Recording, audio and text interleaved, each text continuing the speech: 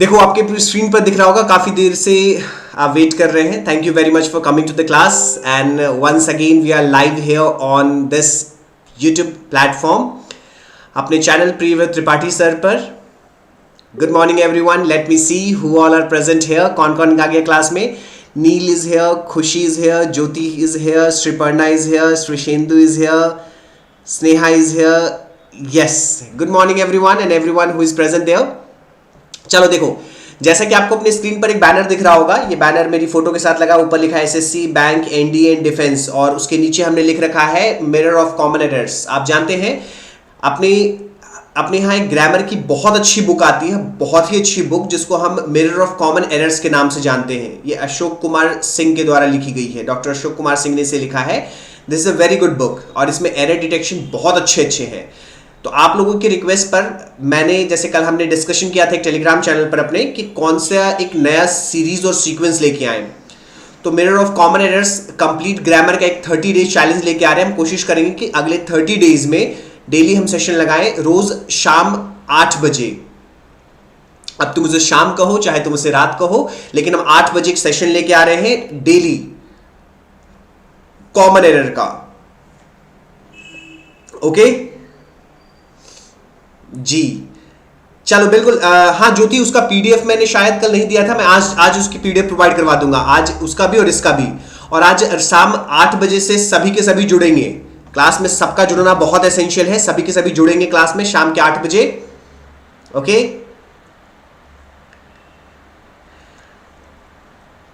उसके अलावा चलो ये हमारा शो है. अब मैं जल्दी से यहां आ जाता हूं अपनी मीनिंग पर. थोड़ी सी एक गड़बड़ है बच्चे, एक गड़बड़ को मैं जरा सुधार लूँ एक सेकंड के लिए बस. Sorry for the error. ये मेरी फोटो जो है आपको लेफ्ट हैंड साइड दिख रही है, इसको मैं जो राइट हैंड साइड करना होगा. थोड़ी सी इस तरीके से, ठीक है. This is good now. Sorry for this multiple OBS. Question number 10 तक हमने कल कर लिया था, आज हम क्वेश्चन नंबर 11 से करेंगे, है ना. क्वेश्चन नंबर 10 तक हमने कल कर लिया था, आज हम क्वेश्चन नंबर 11 से करेंगे. और जल्दी ही नेक्स्ट क्लास से हम लोग अब ट्रिक वाली वोकैबुलरी भी आपको सिखाएंगे कि कैसे आप रूट वर्ड को ट्रिक से आप याद कर सकते हो. ये जो मैच कर रहे हैं ना, ये पिछले दिन के सीरीज को हम कंटिन्यू कर रहे हैं, जिसमें हम एरर डिटेक्शन प्रीवियस ईयर की वोकैबुलरी हम कवर करने की कोशिश कर रहे हैं कि सर प्रीवियस ईयर में कौन कौन सी वोकैबुलरी आई थी, उसको हम कैसे कवर करते हैं. ठीक है. अच्छा, इस वोकैबुलरी में मैंने आपको बताया था कि सबसे इंपॉर्टेंट हमारे लिए क्या है, कि जैसे आपके पास एक क्वेश्चन तो दे रखा है, you can see the question here, beyond correction. आपको इसकी मीनिंग बताने की, बियॉन्ड करेक्शन आप किसको कहते हैं. आप इसको OWS भी कह सकते हो, वन वर्ड सब्स्टिट्यूशन, मतलब अनेक शब्दों के बदले एक शब्द. आपको देखना है कि बियॉन्ड करेक्शन कौन सा ऐसा वर्ड है जिसको आप बियॉन्ड करेक्शन की जगह पर आप उसको पुट कर सकते हो वहां पर. ठीक है, बताओ क्लियर है, कोई दिक्कत तो नहीं. मैं इंक का कलर जरा एक बार चेंज कर लूं, मैं व्हाइट कर लेता हूं, ये ब्लू में येलो में पहले से है.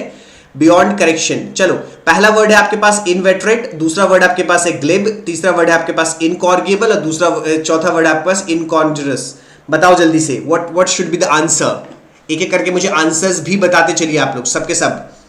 मुझे बताइए सबसे पहला जो वर्ड है इनवेटरेट, इसका क्या मतलब है. इनवेटरेट का मतलब क्या है, ये जो पहला वर्ड है इसका मतलब क्या होता है. मैं इसका मतलब लिख देता हूं, मीनिंग. इसका मतलब मीनिंग होता है long established and unlikely to change.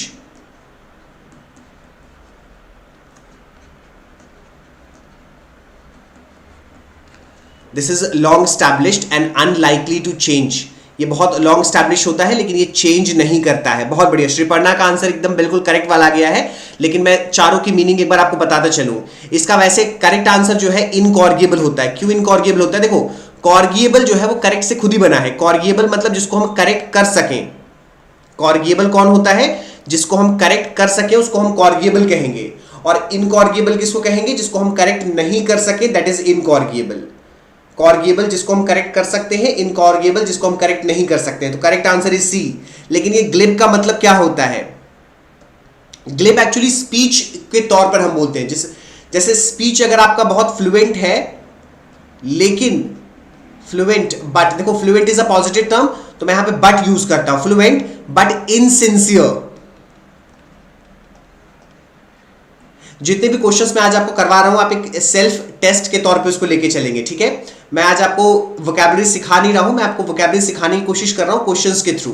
मैं आपको वोकैबुलरी याद नहीं करवा रहा हूं इस तरीके से कि हाँ लो मैं वर्ड लिखवा दे रहा हूं, उसकी मीनिंग लिखवा दे रहा हूं, आप घर पे उसको याद करोगे। ये मैं क्वेश्चंस के थ्रू करवा रहा हूं, सारे के सारे प्रीवियस ईयर की वोकैबुलरी है। तो आप क्या कोशिश करोगे कि आप इसको एक बार खुद से कोशिश करो कि जैसे मैंने कहा बियॉन्ड करेक्शन का मीनिंग क्या होगा, तो आपने झट से इसका आंसर एक बार देखा, अच्छा ठीक है, मान लो आपका आंसर सही आया, you will give yourself 1 marks, अगर गलत आया तो you will give yourself 0 marks, ठीक है। लास्ट में हम देखेंगे 10 क्वेश्चन करने के बाद कि आपका खुद से कितने क्वेश्चंस आपके सही होते हैं, ठीक है। ग्लिप का मतलब है तो fluent but insincere and shallow, ये स्पीच को लेकर हम बोलते हैं, रिलेटिंग टू स्पीच, किसी स्पीच को रिलेट करके हम बोले तो हम उसको ग्लिप कह देते हैं, ठीक है।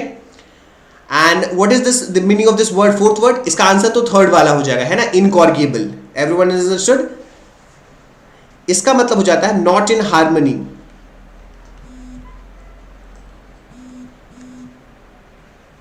नॉट इन हार्मनी और keeping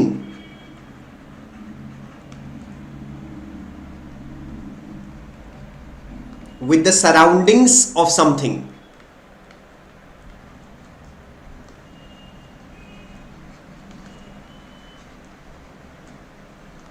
Yes, this is the answer. Is this understood to everyone? Okay, very good. Question number 12 पर हम लोग आ जाते हैं। Incapable of error, जिससे गलती नहीं हो सकती, incapable of error, इसको हम क्या कहेंगे? Khushi, Devashree, Jyoti, Srishendu, Sreeparna, very good, your answers are correct.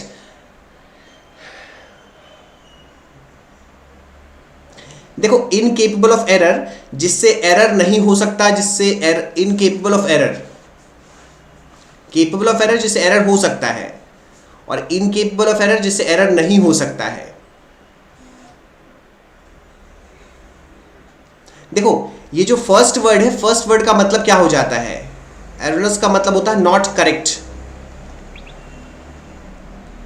तो नॉट करेक्ट अगर कह रहे हैं तो ये तो शायद सिनोनिम्स में चला जाएगा, इसको हम एंटोनिम्स में लेके नहीं चल सकते, या फिर हम इसको लिख सकते हैं based on wrong information, based on wrong information, okay. Unbeatable, जिसको हराया नहीं जा सकता, इनकॉर्गिएबल, जिसको करेक्ट नहीं किया जा सकता, अभी हमने लास्ट वोकैबुलरी यही पढ़ी थी। इनफैलिएबल, फैलिएबल होता है जो गिर जाता है, जो फेल कर जाता है, जो गलती कर जाता है, गलती को ही हम एरर भी कहते हैं।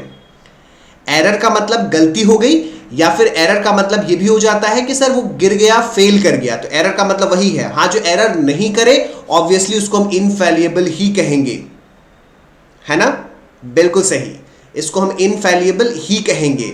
बताओ सही है या नहीं? वेरी गुड, जितनों का ये आंसर सही था, आपने यही गेस किया था डी वाला, तो आप अपने आप को +1 मार्क्स दे देंगे, और जितनों ने इसका आंसर गलत गेस कर लिया था वो अपने आप को 0 मार्क्स दे देंगे, ठीक है। ऐसे करके हम आज के छोटे से क्विज सेशन में हम खुद को डिसाइड करेंगे, खुद को मार्क्स देंगे कि कितने मार्क्स हमारे आए।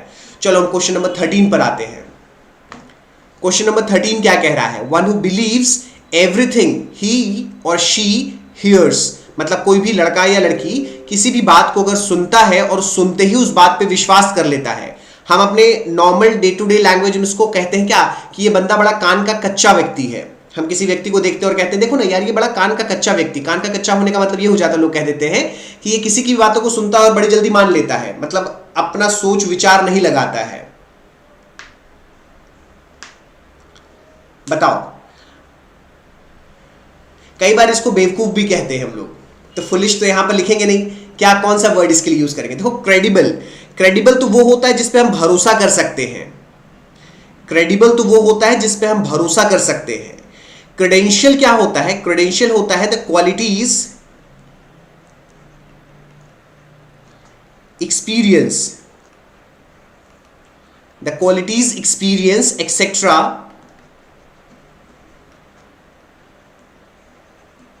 that makes somebody suitable for something.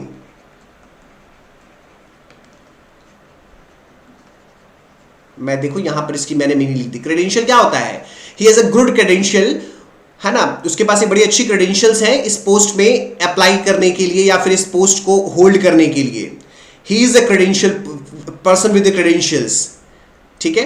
Creditable तो होता है जिसको लेकर आप उधार दे सकें, क्रेडिट होता है उधार को लेकर, है ना।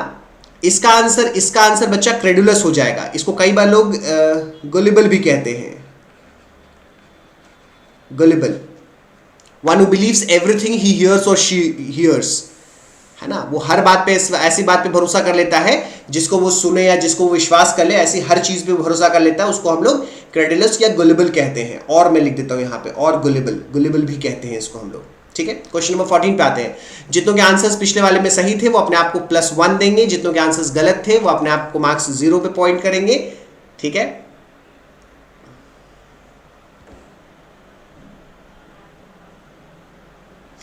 एंड अलावेंस, है ना, अलावेंस क्या होता है? अलावेंस होता है जिसको हम खर्चा कहते हैं।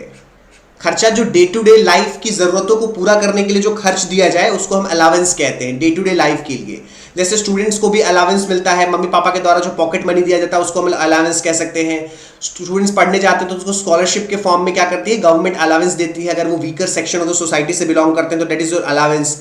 And allowance made to a wife by her husband, अगर हस्बैंड के द्वारा अपनी वाइफ को अलावेंस दिया जाए, अगर वो सेपरेट हो जाए तब उसको क्या कहेंगे? ऑब्वियस सी बात है, मैट्रिमोनी तो नहीं कहेंगे, है ना। ये मैट्रिमोनी का नतीजा है कि अलावेंस देना पड़ रहा है, ठीक है। तो मैट्रिमोनी तो नहीं कहेंगे, नहीं सर ये वाला तो नहीं है। ऑनरियम क्या होता है? ऑनरियम होता है एक तरीके से सैलरी को हम ऑनरियम कह सकते हैं। देखो, किसी को ओनर में अगर सैलरी दे रहे हो, इसी का एक सिनोलॉगस टर्म होता है रेम्यूनरेशन। आप ध्यान से सुनिएगा, अगर आप लिख रहे हैं तो बहुत अच्छी बात, अगर आप नहीं भी लिख रहे हैं तो सिर्फ मेरी बातों को सुनिए ध्यान से। देखो, एक होता है हमारे पास remuneration. What is this remuneration and what is this honorarium? मतलब मैं आपसे कह रहा हूं ये रेम्यूनरेशन और ऑनरियम में क्या डिफरेंस है, एक बार हम डिफरेंस को समझते हैं। अगर किसी ने आपके घर में कोई काम किया है, जैसे आपके घर पे पोछा लगाया, सफाई की, आपके घर को का छोटा टूटा फूटा काम को कंस्ट्रक्ट किया, आप उसको जो पैसा दे दिया, उसको हो सकता है वो रेम्यूनरेशन हो गया। आपने किसी को ऐसी सैलरी पर रख लिया है, आप अपने घर पे किसी को काम पे रखते हो, नौकर वगैरह को रखते हो, वो आपका रेम्यूनरेशन होता है, उसको आप सैलरी दे रहे हो। लेकिन जैसे आप डॉक्टर के पास जाते हो, डॉक्टर ने आपका इलाज किया, आप उनको सैलरी नहीं देते हो, आप उसको ऑनोरियम देते हो। जो उसकी फीस आप उसको पे करते हो वो ओनर में आप पे कर रहे हो कि सर ठीक है, आपने जो हमारा इलाज किया है उसके बदले हम आपको एक फीस दे रहे हैं, that is honorarium. Remuneration and honorarium are two same things basically. बस remuneration is basically a salary, honorarium जो होता है वो भी सैलरी ही है लेकिन ओनर में दिया जाता है। ओके, दिस इज करेक्ट ना? इसका आंसर्स भी आ रहा है ना? बिल्कुल। श्रेयांशी इज ऑल्सो है, हेलो श्रेयांशी। देवश्री ने आंसर दे दिया, श्रेयांशी ने भी आंसर दिया, yes everybody has given the answer. इसका सही आंसर है एलिमनी। एलिमनी प्रोवाइड करते हैं, ठीक है। ये एलिमनी का अमाउंट क्या होगा ये कोर्ट डिसाइड करता है, ठीक। चलो हम क्वेश्चन नंबर 15 में आते हैं।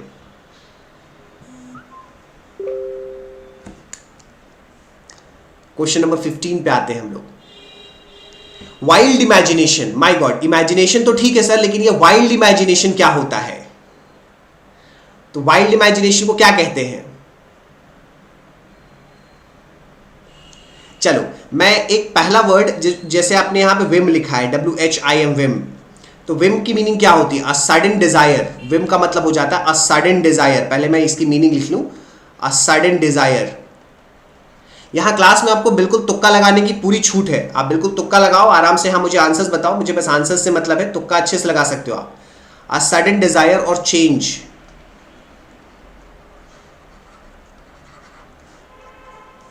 a sudden desire or change of mind,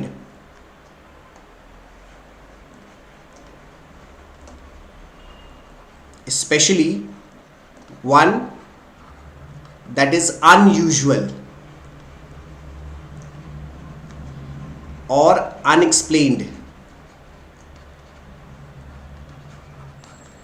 सी, तो मुझे भी नहीं लगता, आपको भी नहीं लगता होगा कि वाइल्ड इमेजिनेशन को आप विम कह सकते हो, नहीं ना। फैंटेसी, फैंसी और मेमोरी में से क्या किसको कह दोगे? ऑब्वियस बात है सर, फैंसी तो नहीं, फैंसी ड्रेस कंपटीशन हम लोग बचपन में करते थे, मेमोरी हमारी यादें होती थी। आप लोगों को कंफ्यूजन ए और बी में ही होगा, मैंने ए क्लियर कर दिया कि ए सर वाइल्ड इमेजिनेशन तो नहीं है, ये सडन डिजायर जरूर है जो कि चेंज ऑफ माइंड से आ गया है ना। जैसे अचानक से देखो, इसको समझाना काफी मुश्किल हो जाता है, देख रहे हो, अनयूजुअल और अनएक्सप्लेन्ड होता है। जैसे मान लो अचानक से क्या हो गया, तुम्हारा बैठे बैठे घर में घूमने जाने का मन करने लगा, समझ रहे हो? तुम कोविड के सिचुएशन में बाहर हर जगह लॉकडाउन लगा हुआ है, तुम्हें बड़ी बेचैनी से होने लगी, कोई पूछ रहा है क्या हुआ, तो तुम बोल रहे घूमने जाने का मन कर रहा है sir, that's a whim. This is not a fantasy. Fantasy is wild imagination. सबके मन में होती है कुछ ना कुछ फैंटेसी, लेकिन अमूमन मिला जुला कर सबकी फैंटेसी एक ही तरफ चली जाती है ना? किसी से पूछ दिया जाए तुम्हारी फैंटेसी क्या है, तो फट से बताएगा मेरी फैंटेसी क्या है. हाँ, तुम घूमने जाना, मॉरिशस घूमना, सिंगापुर घूमना, ये फैंटेसी नहीं हो सकती. ये जो है ये तुम्हारा डिजायर है actually. It's a desire, it's not a fantasy, it's not a wild imagination. ठीक है, चलो 16 पे आते हैं. आपके आंसर जरा हम कमेंट्स एक बार पढ़ ले. यस, सौमिता, श्रेयांशी, देवश्री कंफ्यूजन हो गया था बच्चा. ठीक है, कोई दिक्कत नहीं, अब क्लियर है. खुशी, रिनी, हाँ सही बात है.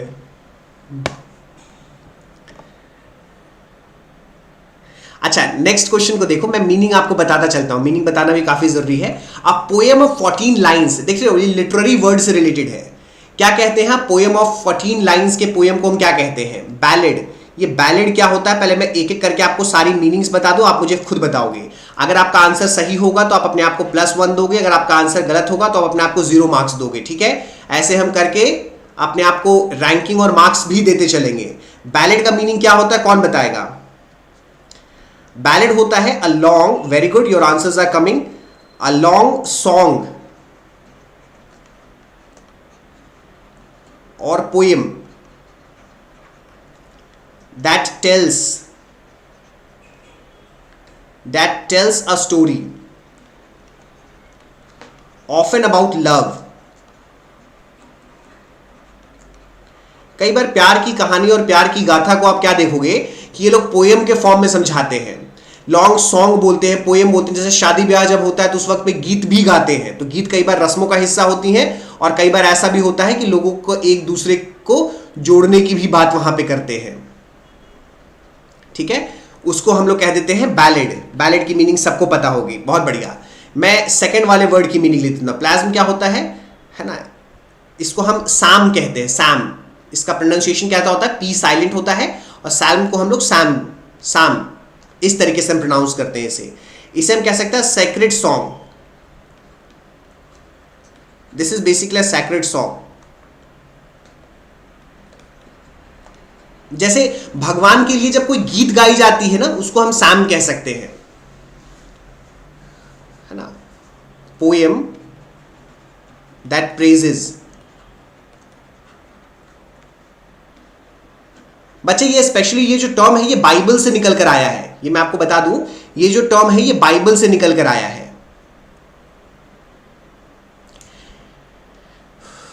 कैरल की मीनिंग कौन बताएगा? संग एट क्रिसमस. ये कैरल क्या होता है? वो जो क्रिसमस के दौरान गाया जाए उसको हम लोग कैरल कहते हैं. Very good. तो अब तुम मुझे बता सकते हो कि सर इसकी सही मीनिंग क्या होगी. कौन मुझे गेस करके बताएगा जल्दी से? Very good, very good. Carol is a Christmas song. Sonnet is what? A poem that has 14 lines. ऐसा पोएम जिसमें 14 लाइन्स होती हैं बेसिकली. जो इसका हमारा क्वेश्चन था. हमारा क्वेश्चन क्या था? पोएम ऑफ 14 लाइन्स, इसको क्या कहते हैं? तो poem of 14 lines is your sonnet. ये बच्चा 14 लाइन्स का मतलब क्या हो जाता है, मैं आपको थोड़ा सा बताता हूं. देखो 14 लाइन्स होगा और इसमें 10 सिलेबल्स होते हैं. तो ये क्या होता है ना, एक फिक्स पैटर्न ऑफ राइम में चलता है. एक फिक्स पैटर्न ऑफ राइम में चलता है, तो इसको गाना बड़ा अच्छा लगता है. गाना इसमें आसान हो जाता है. That is your sonnet. ठीक है, चलो क्वेश्चन नंबर 17 पे आते हैं.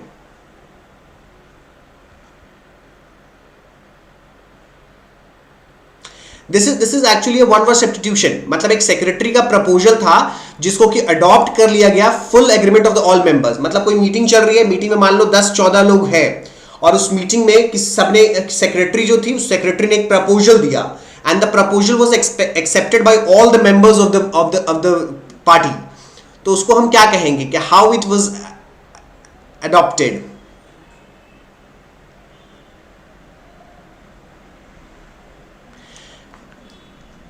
इसके लिए हम बी ऑप्शन रखना ज्यादा अप्रोप्रिएट कहेंगे. मतलब इसका मतलब होता है विदाउट अपोजिशन.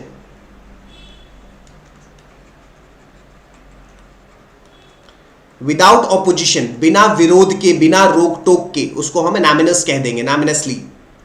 समझे? यस। क्वेश्चन नंबर 18 पे आ जाएंगे हम लोग। आप मुझे 18 का आंसर बताइए। That which makes it difficult to recognise the presence or real nature of something. बहुत बढ़िया।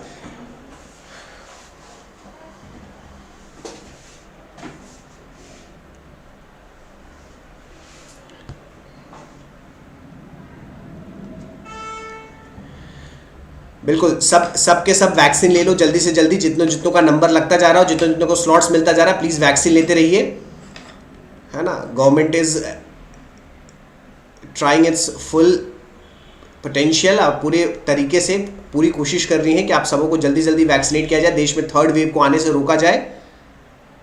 देखो, कैमोफ्लॉग तो नहीं होगा इसका। हाँ, ये हो सकता है, कैमोफ्लॉग बिल्कुल हो सकता है। ट्रांसपेरेंट तो आपके देखने का तरीका है, इस तरफ से उस तरफ अगर दिख जाए तो ट्रांसपेरेंट कहेंगे। आधा अधूरा दिख रहा है, मतलब लाइट आपकी पार्शियली पास कर रही है, उसको हम ट्रांसलूसेंट कहेंगे। और लाइट बिल्कुल पास नहीं कर रही है, कुछ नहीं दिख रहा है इधर का उधर, हम लोग उससे ओपैक कहेंगे। इनफैलिएबल का मीनिंग हमने देख लिया। ये तो बिल्कुल नहीं होगा, ट्रांसपेरेंट नहीं होगा। इनफैलिएबल, जो कभी फेल नहीं करता है, जो कभी फेल नहीं करता है, जो कभी गलती नहीं करता है, जो कभी एरर नहीं करता है, जो हमेशा सही काम करता है, उसको हम इनफैलिएबल कहेंगे। तो इसका आंसर तो नहीं है। और इमेज भी नहीं कहेंगे, इसका हम कैमोफ्लॉग कहेंगे। जैसे हम कहते हैं कि जब सेना लड़ने के लिए जाती है आर्मी, तो जंगलों में वो जंगल के जैसा कपड़ा पहनते हैं। जैसे पहाड़ पे रहे स्नोफॉल वाले में तो व्हाइट कलर का कपड़ा पहनते हैं ताकि लोगों को दिखे नहीं, दुश्मनों को नहीं दिखे बेसिकली। ठीक है, तो इसमें क्वेश्चन नंबर 18 का आंसर हमारा ए हो जाएगा। Is it understood to everyone? एक बार जल्दी से हाय हेलो करके दिखाओ मुझे। हाँ Manish, I have taken my vaccine. Thank you very much for your concern. जल्दी से एक बार मुझे हाय हेलो करके बताओ। मनीष कैसे हो? यस, कैमोफ्लॉग की यही मीनिंग है बच्चे। कैमोफ्लॉग का मतलब तो धोखा देना, धोखा देना। अब जैसे जंगल में अगर तुमने इस तरीके से कपड़े पहन के बैठे जो आपके पेड़ों के साथ मैच कर जाए, तो वो कैमोफ्लॉग होता है। जैसे जो आपके पास गिलहरी होती है, गिलहरी नहीं नहीं नहीं नहीं, गिरगिट जिसको कहते हैं। यस, गिरगिट क्या करती है, रंग बदलती है सिचुएशन के हिसाब से। पेड़ पे जाएगी तो खुद को हरे रंग की कर लेगी ताकि वो शिकार कर पाए, ताकि वो कीड़ों मकोड़ों को पकड़ पाए, है ना। That is your कैमोफ्लॉग।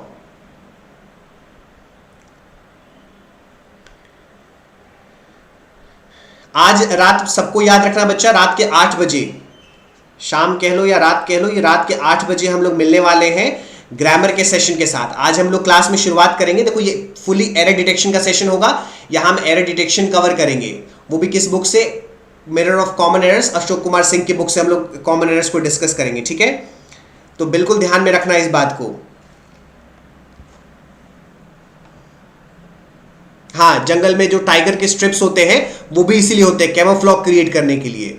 बिल्कुल सही, बिल्कुल सही। चलो, क्वेश्चन नंबर 19 पर आते हैं हम लोग। और क्वेश्चन जो मैं आपको करवा रहा हूं, ध्यान रखना है कि देखो, या तो इसको लिखेंगे, नहीं तो इसको बार बार एक बार देखते रहेंगे। देखो, वीडियो यूट्यूब पर है तो एक अच्छी बात यह है कि अगर हम 2-3 बार इन वीडियोस को देखते हैं तो समझाने के तरीके से, अच्छा जैसे जैसे मैं बोलता जा रहा हूं, जैसे मान लो इस वीडियो को अगर आप बाद में देखते हैं तो कैसे करना है। क्वेश्चन नंबर 18, तो क्वेश्चन नंबर 18 में पहले तो आपको क्वेश्चन को पढ़ना है, क्वेश्चन को समझना है। That which makes it difficult to recognise the presence or real nature of something. किसी के रियल नेचर को या किसी के प्रेजेंस को रिकॉग्नाइज करना मुश्किल हो जाए, मतलब वो हमें होते हुए भी नहीं दिख रहा है, तो क्या हो रहा है वहां पर। तो आप कैमोफ्लॉग, ट्रांसपेरेंट, इनफैलिएबल और इमेज, जरूरी नहीं है कि जो इसका सही आंसर हो सिर्फ उसी आंसर को पढ़ के हमें छोड़ देना है, हमें इसके ऑप्शंस पर भी जाना है। क्यों? क्योंकि सर अगर एक बार क्वेश्चन नंबर 18 वाला एग्जामिनेशन में पूछा गया होगा तो कभी आपसे हो सकता है इनफैलिएबल का मीनिंग भी पूछा गया हो या नहीं भी पूछा गया हो, तो आगे इनका नेचर तो पता चल गया कि सर इनके मन में एक है ये बात कि हाँ सर, अगर इसको ये ऑप्शन में डाल सकते हैं तो कभी इसको ये क्वेश्चन में भी डाल सकते हैं। इसीलिए ऑप्शंस को भी ध्यान देना है। हाँ मनीष, एक रूल्स का भी एक पूरा सेशन हम शुरू करेंगे, बिल्कुल शुरू करेंगे बच्चे। और 120 नहीं, 120 लोग बढ़ा चढ़ा के लोग ज्यादा बना देते हैं, हम उसको कम में खत्म करेंगे। आप देखिएगा पूरा ग्रामर खत्म हो जाएगा अच्छे से एकदम। बिल्कुल बच्चे, ये 1 वर्ड सब्स्टिट्यूशन है हमारा। चलो क्वेश्चन नंबर 19 पे चलते हैं। कोड ऑफ डिप्लोमेटिक एटिक्वेट, है ना, एंड प्रेसिडेंस।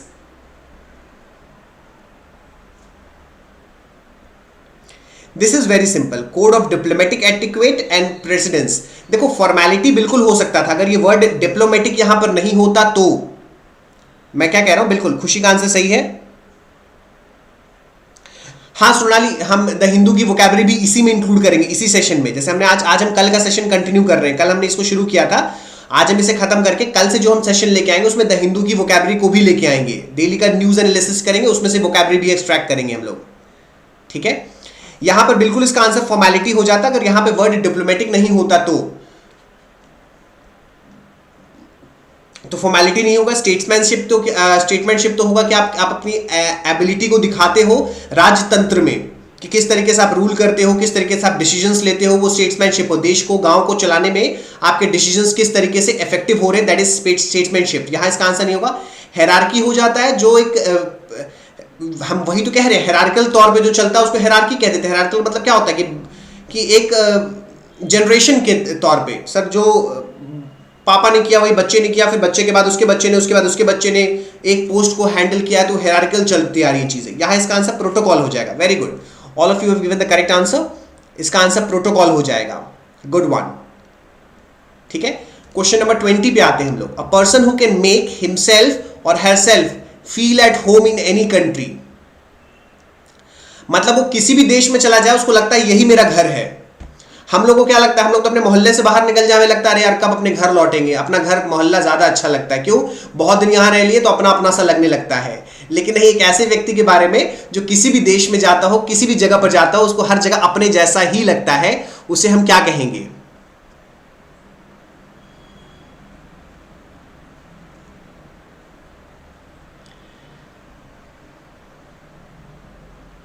अच्छा, कॉस्मो मतलब क्या होता है? देखो कॉस्मो मतलब तो होता है ऑल।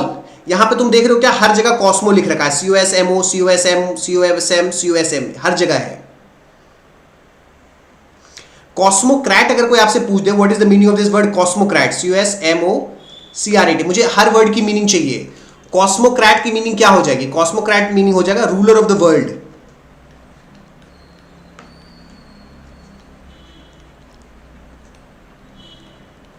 विश्व विजेता जिसको कहते थे।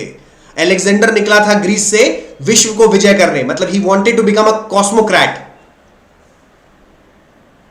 अब उस वक्त क्या था, इन लोग के लिए विश्व की परिभाषा वही थी कि जहां जहां ये लोग पैदल चल सके वो इनकी विश्व हो जाता था। मतलब उससे ज्यादा दुनिया का पता ही नहीं था कि कितनी बड़ी दुनिया है।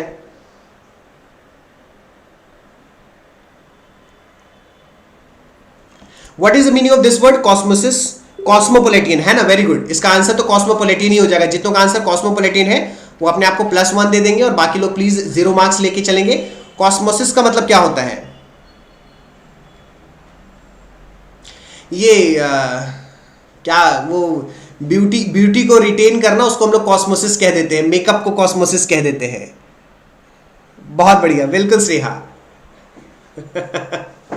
ग्रेट। चलो मुझे पहले यहां तक बताओ कितनों का आंसर बिल्कुल ये कितने आउट ऑफ 10? हमने अभी तक 10 क्वेश्चन डिस्कस किया। Out of 10 how many marks have you got? अभी हम 2-3 क्वेश्चन और डिस्कस करेंगे। जल्दी जल्दी मुझे बताओ out of 10 how many marks you have got?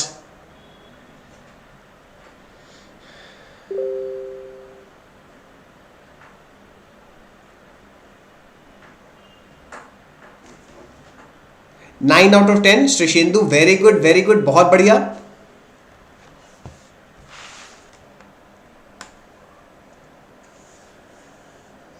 खुशी का भी 9 आउट ऑफ 10, सौमिता का भी 9 आउट ऑफ 10, देवश्री का 8 आउट ऑफ 10, स्नेहा का 4 आउट ऑफ 4। स्नेहा थोड़ा लेट ज्वाइन की थी, कोई बात नहीं बच्चा, वेरी गुड। ज्योति का भी 7 आउट ऑफ 10, बहुत बढ़िया।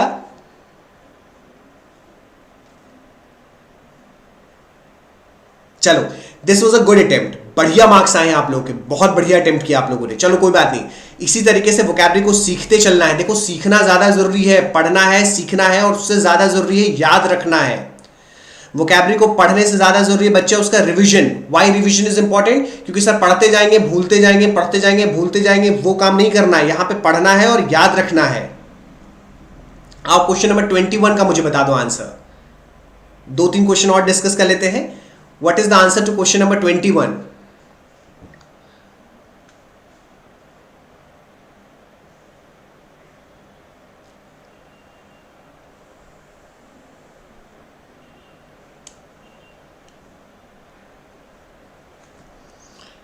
Yes Manish, good.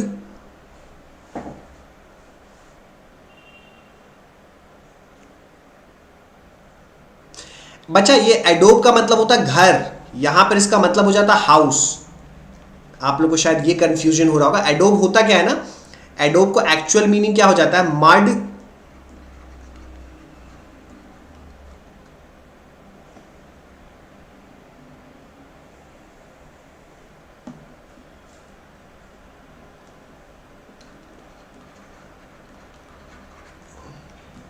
And use to make house. मिट्टी से घर नहीं बनाते थे, मिट्टी को क्या करते थे, मड, एक्चुअली ये कीचड़ होता है। कीचड़ कैसे बनता है, जैसे मिट्टी ही रहा, मिट्टी में वो जानवरों को खाने वाला चारा मिला देते हैं या कुछ और चीजें मिला देते हैं, प्लांट्स की चीजें, तो वो क्या करती हैं, उसको उसको एज अ होल्ड करने का काम कर देती हैं। तो उनको मिक्स करके वो लोग बना लेते हैं और बनाने के बाद उसको उसको सुखा कर रख देते हैं ताकि उसे, या फिर उसको अटैच कर करके घर बना देते हैं। वो सूखने के बाद बहुत स्ट्रांग रह जाता है। बारबेरियंस तो नहीं कहेंगे, बारबेरियंस वो होते हैं जिनके पास कोई कल्चर नहीं होता है, ये दूसरों को हार्म पहुंचाते हैं, इस तरीके से बारबेरियंस हो जाते हैं। इनका आंसर यस, नोमैड्स जरूर हो सकता है, बिल्कुल बिल्कुल। वेगाबॉन्ड्स भी हो सकता है क्या? नोमैड्स होते हैं जो जिनका अपना घर नहीं होता और जो इधर उधर घूमते रहते हैं।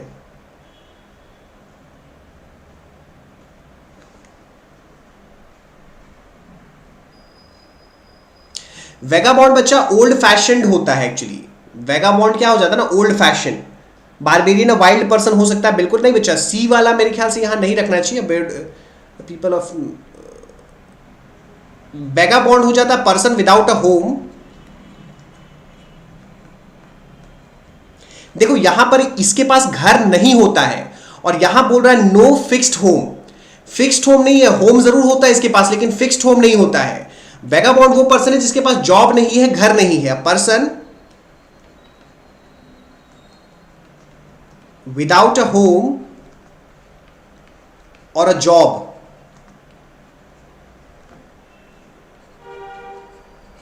who keeps traveling from one place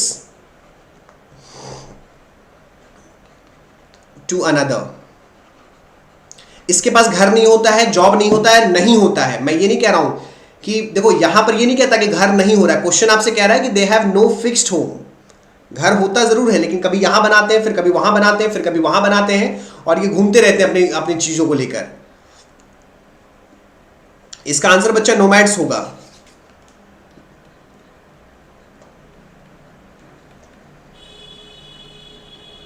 okay, that's correct.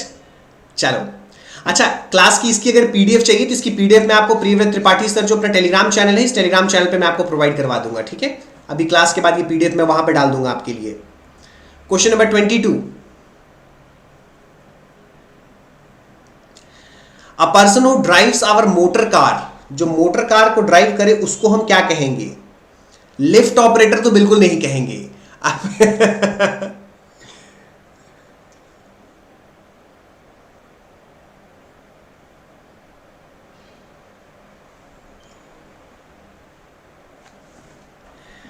क्या कहेंगे बच्चा इसको? तुम लोग लगाओ तुक्का। लिफ्ट ऑपरेटर तो नहीं कहेंगे, कंडक्टर तो नहीं कहेंगे। देखो कंडक्टर एक्चुअली तुम लोग कहते हो बस कंडक्टर है, मतलब बस को चलाने में वाले की हेल्प करता है। बस चलता रहे उसमें उसका बड़ा रोल होता है, टिकट काटेगा, बस को डायरेक्ट करेगा, रिडायरेक्ट करेगा, बस में कोई गड़बड़ी आ जाए तो उसको हेल्प करेगा, ड्राइवर की हेल्प करेगा, बनाने में हेल्प करेगा, वो बस का कंडक्टर हो गया। हम कई बार सुनते हैं कि सर देखिए ना सर, ये तो गुड कंडक्टर ऑफ इलेक्ट्रिसिटी है, तो वो गुड कंडक्टर हो जाता है। इसका आंसर एक्चुअली ड्राइवर नहीं होगा, इसका आंसर शॉफर होगा, सारथी जिसको हम कहते हैं, परिचालक। बहुत बढ़िया मनीष, वेरी गुड। इसका आंसर शॉफर हो जाएगा। Is it understood? बहुत बढ़िया। 23 पे आ जाएंगे। Headmaster brought back to mind the outstanding achievements of the school.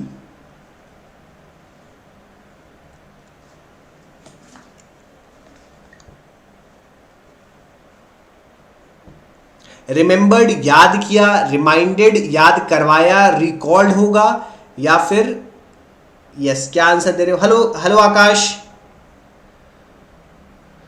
बहुत दिनों बाद आए भैया नजर, कहां थे?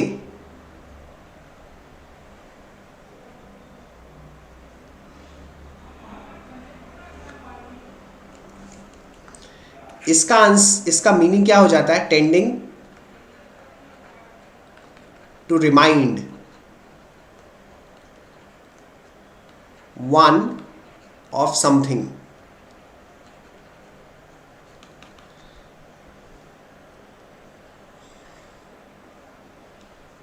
बच्चा देखो, अगर इस तरीके से मीनिंग के हिसाब से चलोगे ना, अच्छा इसके मीनिंग के हिसाब से चलोगे ना तो ऑप्शन ए भी वही कह रहा है, ऑप्शन बी भी वही कह रहा है, ऑप्शन डी भी वही कह रहा है, ऑप्शन सी भी वही कह रहा है। लेकिन एग्जैक्ट मीनिंग के हिसाब से रिमाइंडेड, देखो रिकॉल हो सकता है खुद को याद कर ले, रिमाइंडेड खुद को याद दिला दे, किसी और को भी याद दिला सकते हैं, खुद को भी। लेकिन दिस सी पार्ट, ये किसी को याद दिलाना अपने अचीवमेंट्स के बारे में, अपनी चीजों के बारे में, या किसी और की चीजों के बारे में। इसीलिए option C is the most appropriate here. ठीक है, चलो क्वेश्चन नंबर 24 पे आ जाते हैं। Lack of feeling, what is this word? Lack of feeling is known as?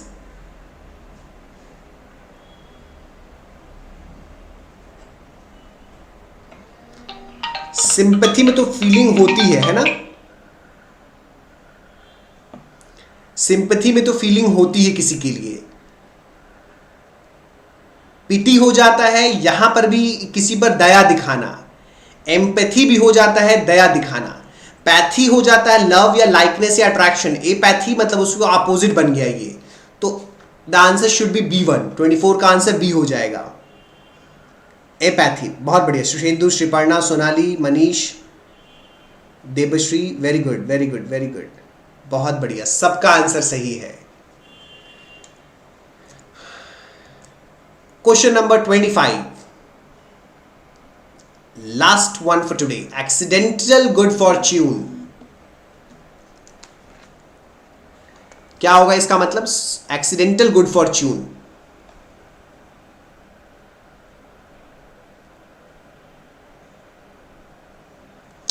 इसका आंसर क्या लोगे आप? अच्छा देखो, गुड लक तो हो जाता है अच्छा लक, वो हम समझते हैं, चांस भी हम समझते हैं, लेकिन ये ए वाले पार्ट का मीनिंग क्या होता है? एक बार मीनिंग जरा समझना। The occurrence and development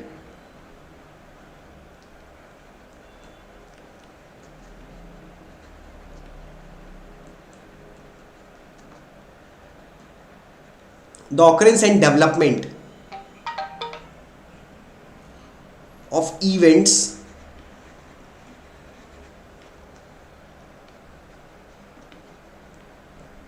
by chance in a happy or beneficial way।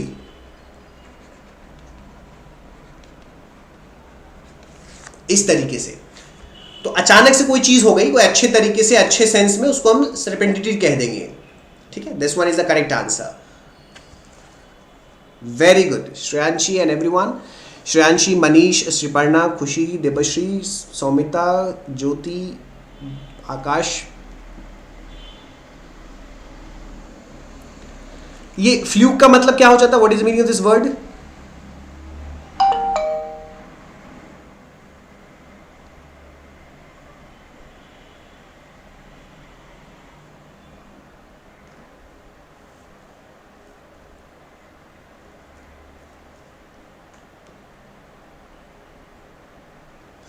अच्छा, यहां पर एक कंफ्यूजन है, मैं आपको बताऊं। यहां पे आंसर फ्लूक भी हो सकता है। फ्लूक का मीनिंग देखो, मैं बता देता हूं, एक्सीडेंटली सक्सेसफुल।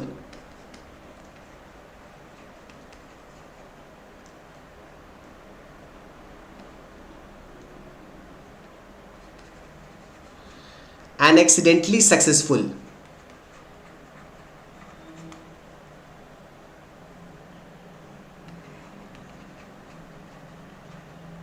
एक्चुअली ध्यान से क्या देख रहे हैं ना बच्चा, देखो मैं भी थोड़ा कंफ्यूज हो गया था। यहां पे एक्सीडेंटल गुड फॉर्च्यून के बारे में बात कर रहे हैं।